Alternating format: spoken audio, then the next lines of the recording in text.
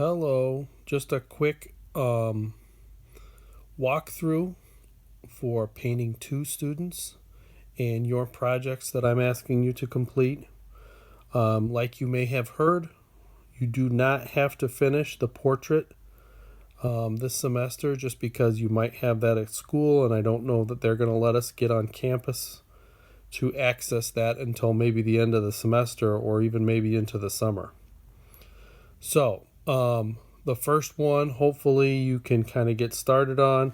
We already talked about it before. It's the alternate tools.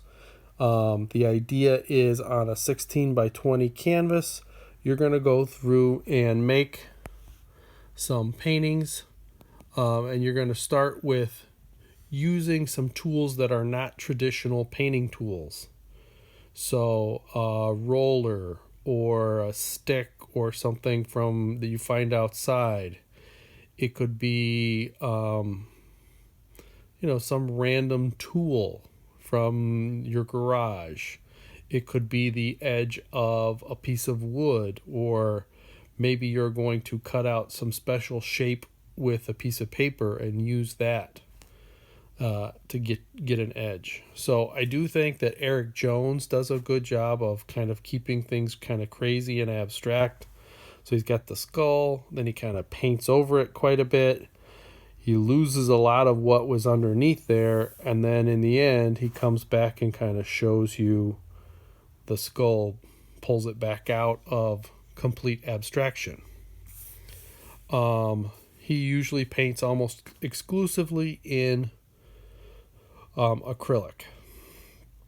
Other artists, Edu Kayo also goes under the name, I think, on Instagram as Sorrow Becomes Joy.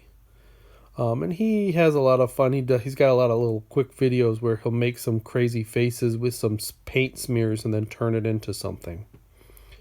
Kai Samuels Davis, also very kind of abstracty. He uses a lot of different tools, a lot of palette knives. You can use a palette knife, you can use a brush if you want to, but don't start with that. At some point in the process, use some tools that, you could use your foot, you could use the side of your shoe, you could use some strange article of clothing or part of a book, or you could grab a rock. Use something that's different that might give you something that you didn't expect. Dennis Sarazan does some great hands and figures. This one here is Rebecca Levy-Guay, and she runs a bunch of illustration and painting workshops. So this is the first project I'm going to ask you to do. Really quickly going to the final. That's the only other project I'm going to have you do.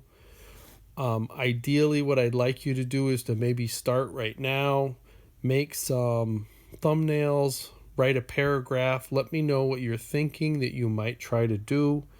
You can send that to me in an email, and we'll just go through and I'll kind of give you some feedback, any artists that I think, based on your idea that you might want to look at. Here you've got the size, ideally, which is 24 by 36. Obviously, with the idea of trying to not go out and not go buy anything, use what you have at home, use what you can find that you can get easily and not feel like you're putting yourself at risk and you're still keeping your social distancing.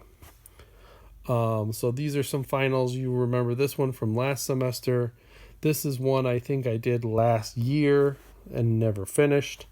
And then this is one that I worked on more recently for the faculty show last fall. So good luck. Let me know if you have any questions. Stay safe.